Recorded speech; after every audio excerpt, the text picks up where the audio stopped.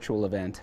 And I have with me tonight, I don't see them on the screen yet, but I have with me tonight some special guests to help me along. Our plan is to kind of go through this beer, but also go through some of the history, and maybe most importantly, some of the folks who are key, very important in making this beer happen. But first things first, if you happen to have one of these with you, I would ask you to open it now. And if not, find yourself another barrel-aged beer or something else, a winter warmer of sorts. And we can enjoy this as we go through this.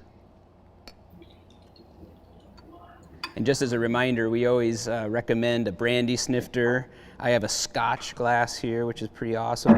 A wine glass works great.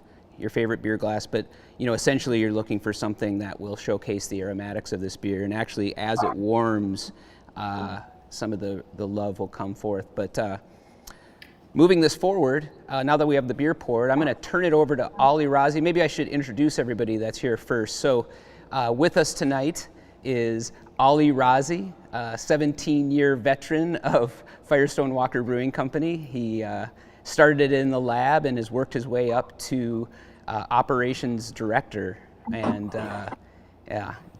production director. Wow. Sorry, that's the official title. Thought I got moved departments. Eric Ponce is with us as well. He's our barrel maestro. He works and manages all of the barrels behind me here. Funny enough, I'm in the barrel room freezing my nards off at 10 degrees C. And Eric's up in his nice toasty warm office. I don't know how that worked out. That's why we have the fire started underneath the barrels, buddy. Amy Crook is here as well. A linchpin to our organization. She's the quality manager. So all decisions go through Amy, and she does an amazing job here. We're going to talk a little bit more about her key role in this anniversary event. And last and certainly not least, we have Kevin Sass. He's the winemaker at Halter Ranch and is the current champion. His blend was chosen for this year's Firestone Walker blend. So we are so stoked to have you with us, Kevin. And so first of all, just, hey, cheers to all you guys. Great to have you all together. Sorry we can't be in the same room together. Oh man, this is gonna be a good discussion. Okay, so Ollie, I'm gonna turn it over to you for right now. You're the MC of this event. Excellent, thank you so much, Matt. Super excited to be here tonight. Super excited everybody to join us. Normally, we would be at a construction project going on in campus. There would be cones and tape all over the place. We'd all be having a great time drinking, but as of everything this year, we're having to do it virtually. So if it feels like your Friday night right now, congratulations, it's Thursday. So I'm gonna go ahead, we're gonna have a couple questions here, and for all of you wives, husbands, significant others that are being dragged into watching this live stream, I promise I'll make this entertaining. We're not gonna bore you to death, and you're not gonna fall asleep on your couch. Well, you might, and that's gonna be because of the beer. So we got so many minutes to do this, so I'm not gonna waste any time here. So Matt, I'm gonna open this up to you. And bourbon barrels have been something that's been very important in our program for a long, long time. And I guess a question that I think a lot of people would like to know is, where were you first exposed to bourbon barrels in craft brewing? And how did it become part of our staple of what we do at Firestone? That's a really long question that might require a long answer. I'll try to keep it brief. So both Eric and I actually hail from the Midwest, and although we worked there at different times, I started my career with Goose Island Beer Company in Chicago, Illinois, and I worked under Greg Hall, and I came to that brewery at about the 1996, 1995 area, and that was about the time that Greg started working on Bourbon County Stout. And he had this kind of brilliant idea, this kind of revolutionary idea, that he would age at that time, an imperial stout in a bourbon barrel. And So I can't take credit for any of that discovery. Greg did that, but I happened to be around at that time. So that was my initial exposure. Roll the clocks forward. I came to Firestone Walker, and of course, what is embedded in the DNA of Firestone Walker, what is a huge part of our brewing program, is barrels. But initially, Adam and David conceived of this notion of barrel fermented ales. And so from day one, 1996, they fermented double barrel ale in oak barrels. When I came on in 2001, I remember distinctly that original conversation about the barrels where I said, yeah, I saw the ad and I know it's all smoke and mirrors, but we don't really do that. And they said, no, Matt, we do that. It's non-negotiable. That's a pretty well documented story. And every brewer who came before and after me has fallen in love with this barrel fermenting program. And so that's always been a key to our operation. We really made a point of not doing a barrel aging program initially because we really wanted to showcase our barrel fermentation program. And it wasn't until Adam and David came to me for our 10th anniversary, and of course they came to me a year or so before, they asked, hey, we need you to make something special for our 10th anniversary. What do you want to do? Around that time, a gentleman who had been brokering barrels in the Midwest, a guy by the name of Tom Griffin, Eric, I know you know him well, showed up and was pestering us that, hey, barrels, you should be aging in bourbon barrels. And he brought some of the first barrels to the brewery. I think that was in and around 2004, 2005. And a funny part of that story is that most of the barrels he had were all 10, 12, 15-year-old. They're Pappy Van Winkle, Elijah Craig 12 barrels. I mean, these were some of the insane barrels you can't even really touch these days. And that's where we started. What was the actual first beer that you put into barrel? Do you remember? I don't, because my memory fails me. Dustin Krull, our head brewer, tells me that the very first beer we ever put into a barrel was actually a beer called Ruby. And Ruby was a collaboration beer that we brewed with our near and dear friend, Jim Seebeck, who in those days was the head brewer for Three Floyds. And we came up with this notion of making this, everything Three Floyds was doing in those days was big and bold and crazy. So we made this massive kind of almost triple IPA / barley wine. We filled the lauter tun on the 50-barrel brew house full of whole leaf hops and ran the brew through it like a hop back. That beer went to stainless for primary fermentation, and then a portion of it actually went to bourbon barrels. I think because we made more beer than we could sell, we had these bourbon barrels. Although Jim may have a different memory of it, but I'm told that is the first beer we put in bourbon barrels. Wow. And Eric, so you also come from Goose Island, so I'm assuming your first exposure to bourbon barrels was in that process. You currently are running our bourbon barrel or vintage program here. What are your first memories of the barrel program, not only from your Goose Island days to your first beers that you put in when you came here? Again, that's a loaded question. I know it is a loaded question. So actually my first experience of actually tasting a beer that was matured in a spirit barrel was when I was going to school in Colorado, my college years, and tasting a Bourbon County Stout from, I think, 2000. And it just kind of like, what was that wow moment? Well, where I've never experienced a beer like this. What's going on? Can I learn more about this? So from that day forward, I kind of put my life career on barrel aging, barrel fermentation, more on the regards of spirit barrel aged beers. So I ended up going to school in Belgium. Then I worked at Goose Island and I ran their barrel aging program for almost 5 years. And this was after Matt Brynildson had left. But just kind of experiencing what spirit barrel aging can do to a beer throughout time, and how a beer can mature into these barrels for X amount of time and kind of bring forth those flavors and wood extractions from that barrel. It's kind of guided me to the role that I'm in now.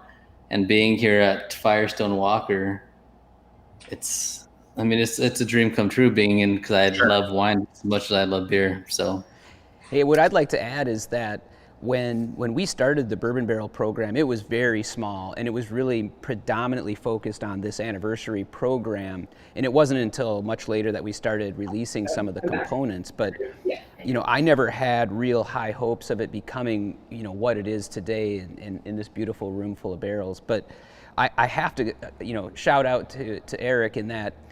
I met Eric when he was at Goose, and I got to visit him and taste some of his beers, and it was just this perfect happen chance that he gave me a call and was available at one point in time in his career, and we were able to bring him down here. And I have to say that our barrel program and my approach to it was quite monochromatic and simplistic, very much focused on bourbon barrels. And as you can see behind me now, Eric has brought rum barrels and mezcal barrels and all these other interesting things into our program. And it's really blossomed recently. So cheers to you, man. thank you. Kudos to the cocktail beers that are coming out. So, well, that leads us over to anniversary and what we're all here for, and the whole process of how anniversary normally works and how anniversary morphed into what it did this year with COVID kind of affecting us the way it did. And I'll bring this to you, Amy, since you've been part of this process now for what? Is this your 6th year here? Yeah, that's good. 6th year. So can you describe to everybody what a normal year looks like in an anniversary blending session? And I guess let's start first with, actually, let me hold off here, Amy. Let me reverse it. How did we get winemaking brought into the actual anniversary process itself?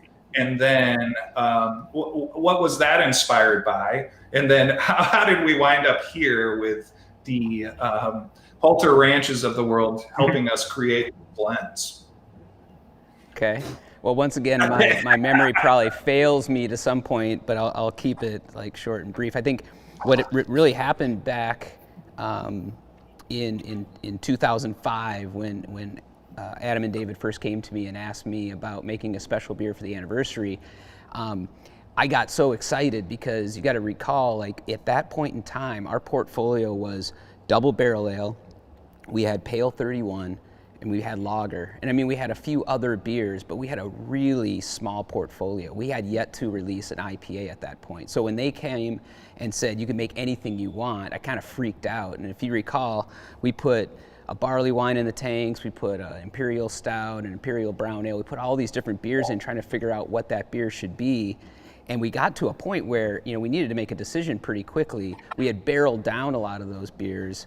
And then, kind of the light bulb went on. We're like, hey, we're in the middle of the Central Coast. There's all of these winemakers who are professional experts in blending.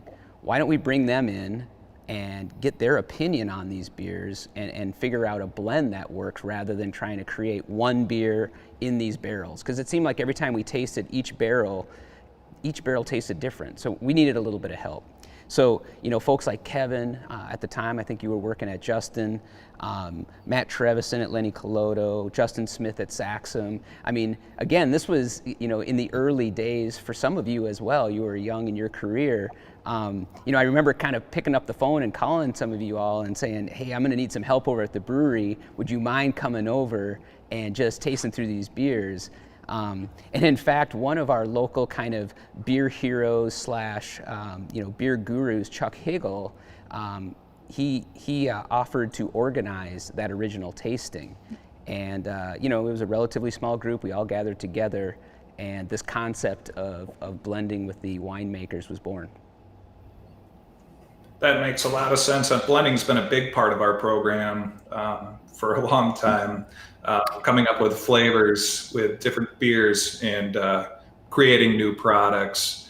And winemaking in our region is so prolific, it makes complete sense. Back to you, Amy, with this one here. The original process in which we would invite all these winemakers in to taste through our products and come up with these blends. Can you kind of describe what a normal blending session looks like when we do this non-COVID years to what it kind of became this year?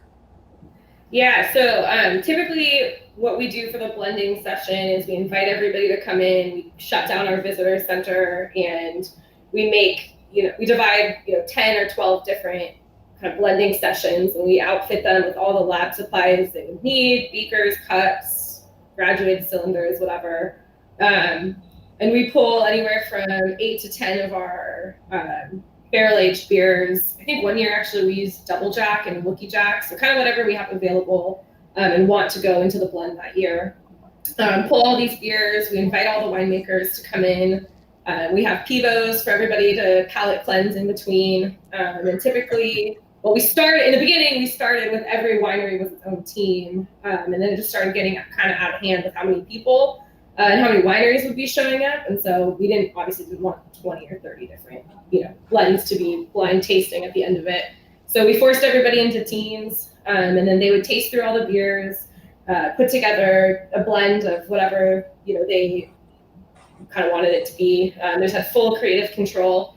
Once the teams would make their blend, we would bring them up to the lab here, and we would blend them up in a bigger scale. And then we would do a blind tasting of every single blend. Usually there's anywhere from like 10 to, I think one year we had 15 blind blends to taste, and that's kind of a lot. But we do a ranking of them. Everybody goes through, rates their top 3. We add up all of the results, and then the winner is announced, and then we all go have dinner together at the restaurant after. Does the winner actually? Oh, sorry. Go ahead. No, go ahead. I was going to say, does the winner actually get a prize? They get a crown. So we have a cardboard crown. It's a coveted crown. It's the most prized possession of Paso Robles, I would say.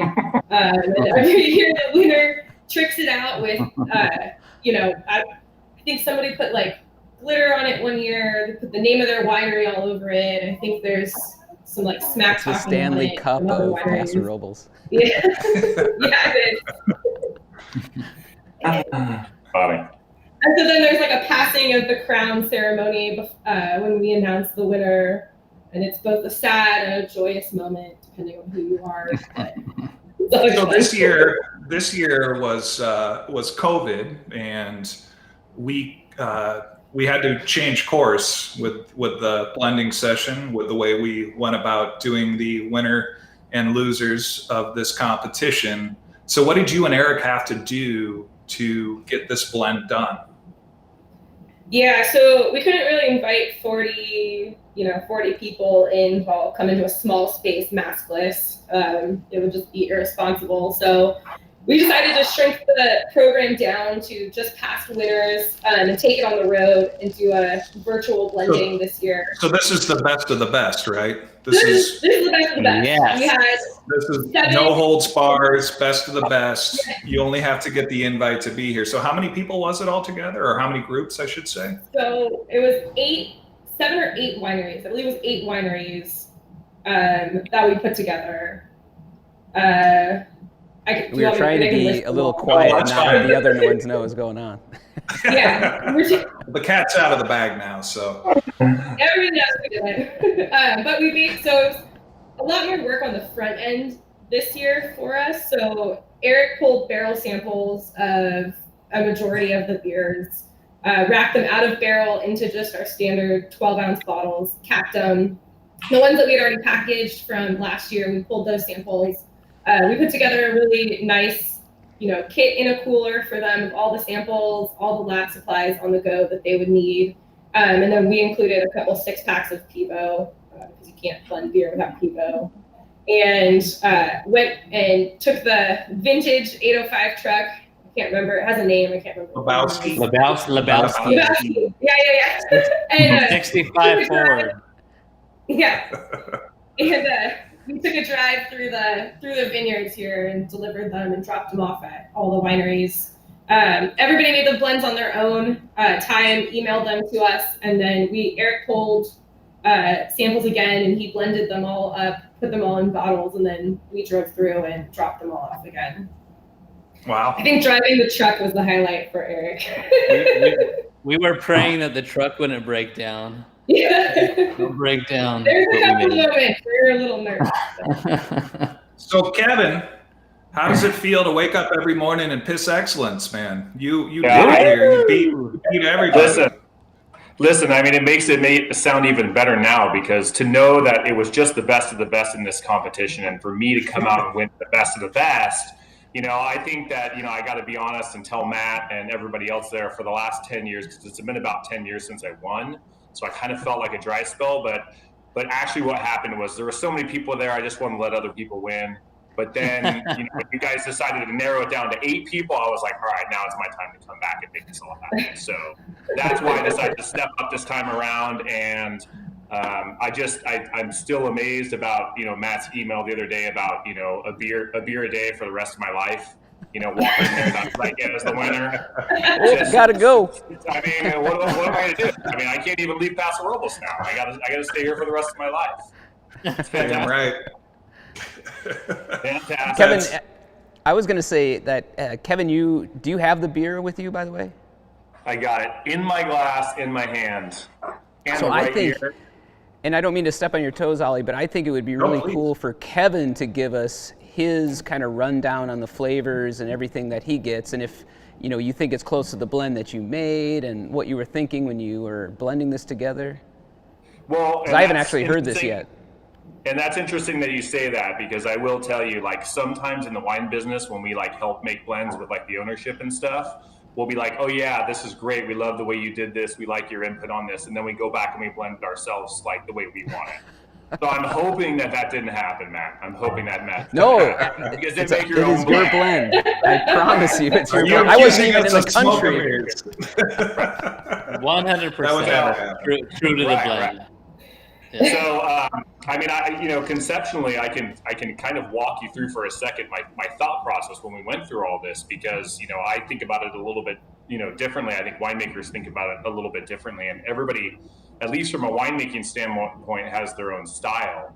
And, for me, and especially at Halter Ranch, our wines are generally in what we would call a lower alcohol Paso range here in Paso Robles. So you find a lot of wines in Paso Robles tend to be a little bit higher in alcohol, and it's generally I want to say normal or attributed to the climate, because we're a little bit warm. But we tend to err on the side of a little bit lower, not necessarily the lowest, but a little bit lower compared to most people. So, I'm not a fan of wines that and even beers that taste really hot. So when I walked through this process, the first thing I did was gravitated towards the beers that were maybe a little bit lower in alcohol, just to be the kind of foundation. And the first one that stands out to me, which I have a lot of in my fridge right here, is the Merkin. And because it does have a lot of weight and complexity and richness to it, I thought it was a kind of a good foundation, along with some of the other beers, Parabola, which is still a little bit higher, but I used everything I could of the Merkin. And then you kind of create this base wine or this base beer, and you want to have something that has weight and richness and complexity to it, and then you want to be able to say, oh wow, that just tastes so good. But the concern is when you go through this trial, which I've done for a decade now without winning until now, is that you need to have something that kind of stands out. You got to have an X factor. So I looked at, the tequila aged beer and said, okay, we need to have something in there, because everybody's going to have a nice, big, rich beer. But what X factor is going to stand out and create something that grabs everybody? Because all of these winemakers are tasting these blends blind, and they're all going to taste somewhat similar because the components are the same, but they're looking for something that stands out. And so for me, it was kind of like, okay, I want to make a low alcohol beer and then have a little bit of flavor of that tequila that just kind of pops out. So that was kind of the concept behind it. So that's where my blend, came through. What was it? The Imperial Walker Reserve was new to me, and I loved that beer. Beer. I don't know what's in that or where it comes from, but I thought that beer was fantastic. So somebody can tell me what that's about. I'd love to hear about it. Yeah, and Eric can give us some of the details, but I'll just give the basics. So if you started with that base of Merkin, it is lower alcohol, but that beer just expresses barrels so nice, and it always picks up a lot of coconut and vanilla, which I think this beer has. But the two beers that you somehow paired perfectly together is the Walker's Reserve. Now that is now a smoke or a Rauch beer, and it has a certain amount of German beechwood smoked malt in it. So it has this kind of toasty, smoky element to it. And then you put the tequila in there as well. And what I keep getting every time I go to this glass, and I think this is one of those like aha moments is, and I think Amy, you're the one who kind of clued me into this a little bit more, but it's like you're sitting by a campfire and you're putting that s'mores together, and it's got graham cracker in the background. It's got this incredible like marshmallow that's coming through, and that marshmallow has a little of the smoke that would come off of that campfire. So it's got all the chocolate and the richness, and it's the first time I've smelled that in an anniversary. And my favorite anniversaries are the ones that if you tasted any one of the components, you wouldn't taste this flavor, and then you put them together and synergistically you create something new, and the beer becomes something like, expresses something that you would have never gotten out of any one of those beers individually. So, yeah, you did an amazing job, and I'm so stoked with this beer. And I there's a completely little bit agree. of caramel notes too. It's like you slid a little bit of caramel into your s'more. Also, poured some caramel over the s'more. Yeah, yeah. Kevin, not to give your secrets away to next year's competitors, but I like the fact that you started with that base that the astringency levels are low. We've had years where Parabola becomes a predominant blend, and the astringency levels go up, but add different levels of complexity. Where this year, there was a couple, and I thought yours expressed it the best. You kind of have, it's such a smooth beer, and the ending notes with a little bit of tequila and a little bit of that smoke kind of brings it over where you don't need those sharp edges to get you those flavor notes. And so this was the beer I actually picked too as my favorite of the blends, so I'm glad it won. But yeah, it's impressive. Well, we got a question. It was by a landslide. Oh, just real quick, we were tasting it with the Cellar team, and it's interesting because I think there's been a real heavy movement in the wine business, and I'm not an expert in the beer business, so I don't know. But from a wine standpoint, everybody is into drinking something that just tastes fluid and good and balanced right now. And the thought process of needing to age things for 10 or 15 years has kind of gone away. And for us, when we tasted this in the cellar, and of course we didn't know which one was which, right? So we were just like, oh my gosh, this beer number C or G or whatever it was in this blend, it's like, this is so easy to drink right now, and this is so good right now, and so that everybody in there was, I think 4 of us total, we said, all right, this is getting our first place vote, there's no question. And I was, of course, in my mind going, wait, does this taste like mine? Because of course I'm going to try to vote for the one that tastes like mine. I want to win, right? And I was like, some of these other ones, they taste a little higher in alcohol, they taste more like they've got, XYZ in it. And I was like, no, I think this is more of the theme that we were looking for. So I believe we did vote for ours for first place. So for what it's worth, nice. It was what we were going for sure. You guys did vote for yours first place. I remember. Yeah, all the Cellar guys got a raise, no question. Hey, and by the way, it's still over 11% alcohol. So in the beer world, this is still a pretty sturdy beer. Well, you're giving me ingredients. The only one below 11% is the Merkin at 8.5. What am I supposed to do? I did the best I could. Right.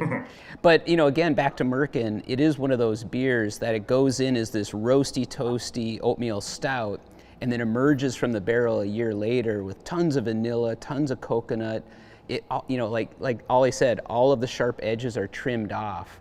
And I really feel like in our portfolio, it's one of those beers that best demonstrates what a barrel can do to a beer. I don't know, Eric, if you agree with that or not, but 100%. And to answer the question we have on the thread from Chris Wood, is there a common thread year to year where a heavy flavor bourbon aged beers kind of fits in?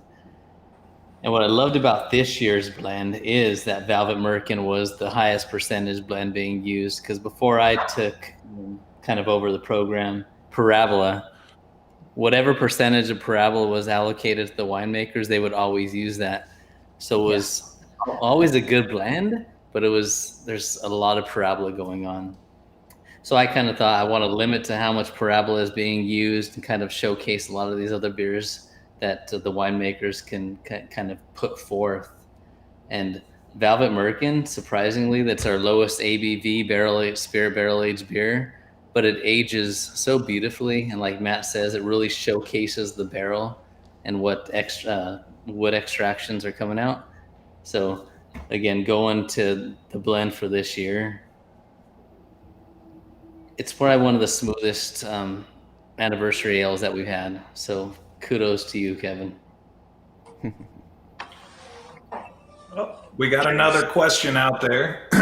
What are the best foods to pair with this beer? I just had a piece of sea salt, almond dark chocolate that pairs pretty well. Ooh. Amy, you got something here? I was just thinking about that. I was just thinking back to all the beer and food pairings we've done up here. I don't know. Anything with salt, anything with chocolate.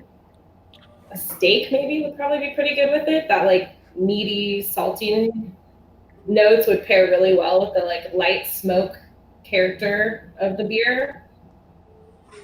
Yeah, I think sometimes in the wine category, whenever we tend to have things that can have somewhat be dominated by oak, and sometimes you put some oak on things and it ends up showcasing it a little bit more early on, and you get with the chef and they go, I love this wine, it's got a lot of oak flavor. And so a lot of people go with like an espresso rubbed beef.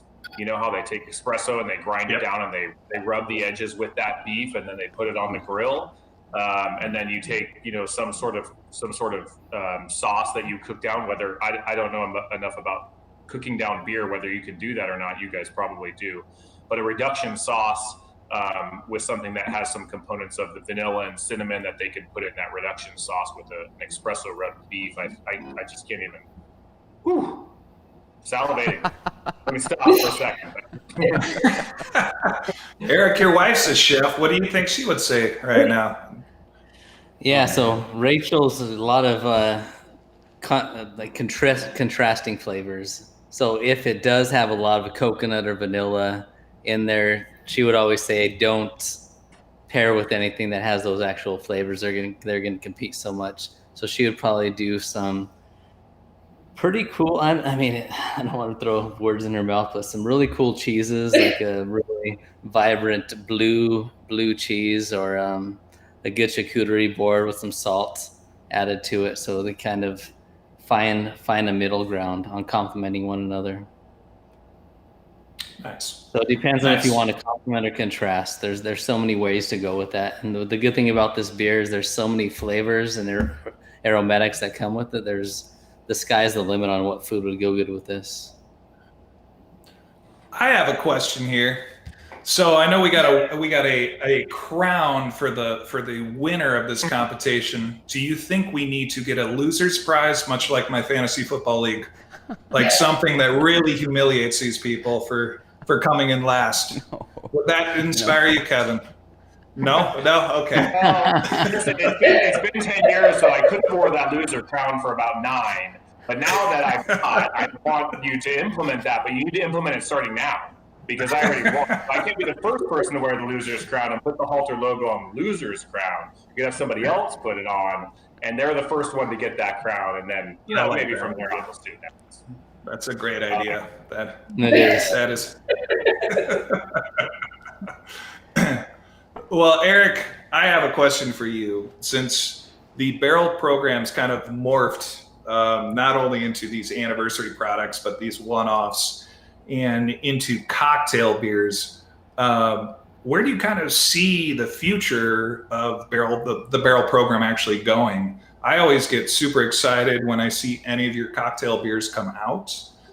They're some of my favorites. And the fact that you actually have the in on bitters barrels, tequila barrels, and rum barrels, it seems like the sky's the limit with where this program can go. No, I agree. It's been some pretty phenomenal relationships that we kind of built with distilleries and bitter producers, and being an appreciator of cocktails. My wife makes some pretty phenomenal cocktails. So getting inspiration from the cocktails we have at home, and the relationships we built through our brewery and our history of creating some pretty phenomenal beers. Being able to create these pretty unique one-off cocktail beers where we have the spirit barrels that we need, and these spirit, like Ollie was saying, we get these bitter barrels that were ex-bourbon that were used to make cherry, orange, aromatic bitters that add a really great nuance to a blend of the beers that we make, which overall, I think people are enjoying these spirit barrel-aged beers that are based off cocktails, and that's kind of the realm that I like having an outlet to showcase what wood we have available to us. Yeah, and it also adds some components here. Obviously, with the tequila barrels that we put into the anniversary blend, just adds extra elements to kind of keep this anniversary blend unique every year we produce it. So it's it's exciting. It's cool to see all of this kind of morphing into what it does, and kind of what this program's turned into. Another question I kind of have, because we've done this so many years, and I'll kind of take this to you, Amy. Do you have any specific memories of a moment in time in one of these blending sessions that really sticks out to you, since you've done this now for 6 years?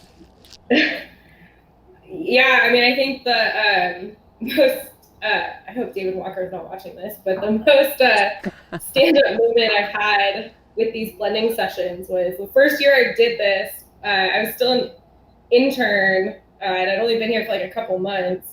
And so we all go to dinner after the blending session, and we're sitting down and we're eating dinner. And David comes over and he just sits down with us. I don't know if you remember this, Matt, but he sits down with us, and I'm eating a cheeseburger, and I've only eaten half my cheeseburger. And he's just staring at my burger. He's just like, keeps looking, keeps getting distracted. He's like asking questions about it, but keeps going back to like looking at my burger. And finally I'm like, do you want this burger? And he just pulls the top bun off and just eats my burger. And I was like, he is an Englishman. Lean and mean here at Firestone Walker. Matt, do any memories stick out for you in this, in all of these years that we've done this? Yeah, every year is a near-death experience. No, I'm just kidding. Actually, I always go back to the very first one, 10, and it's probably a good way to wrap this all up. We had done the Winemakers session. Kevin, Matt Trevison, all these guys, Mark Adams had gone home, and I was left to blend up this thing for the next day's packaging run. And I was so nervous. It was the anniversary beer. It was so important to get this thing right. And the thing that had happened, similar to Kevin's beer, but in that year, we had combined the components such that we'd found this cherry note. And I was so impressed with what the Winemakers had done. I was really, truly blown away. So I went down in the cellar, and I had the piece of paper of all of the components and the blends I needed to put in, and I was about 90% of the way there, and I was freaking out because the cherry wasn't there. And I was on the phone with some of you guys on the team. I'm like, hey, this isn't happening. What do I need to do? And I was pushing, and literally until like 1 a.m, I was pushing barrels into this tank. And finally, almost at the stroke of like 1 a.m., I tasted the tank after rousing it, and I had found the cherry note. And I was like, yes, this is happening. This beer is going to happen. So I like almost killed myself to make that first beer happen. And I was so worried that the Winemakers were going to say that I failed them, that I couldn't like I cheated the blender somehow. So, that's the memory for me. But cheers to that. Cheers to that blend here. Oh man, it was the one that started it, and I will say, I think I need to say is that up to that time, Firestone Walker really in many ways was kind of a regional phenomena. We were selling a lot of double barrel ale on the Central Coast. We had a lot of fans locally, But with the help of the winemakers, the release of 10 really got us some kind of national and in some ways international acclaim for making what was in those days an extreme beer. You know, these days it might seem a little pedestrian, but it was a big moment for Firestone to release that beer. And so we take it really seriously. This is like one of our favorite moments is the release of this beer. I'm so happy that we were able to do it even though we couldn't get together personally. And kind of to wrap it up, I want to thank Kevin. I want to thank everyone here that's listening in. And a final big cheers to you, to the rest of this year. And enjoy this beer, enjoy your winter season. And cheers to Firestone's 24th anniversary, you guys. Thank you so much. Cheers. Cheers. Thank you all. Thank you all. Nice work, Kevin. Next year.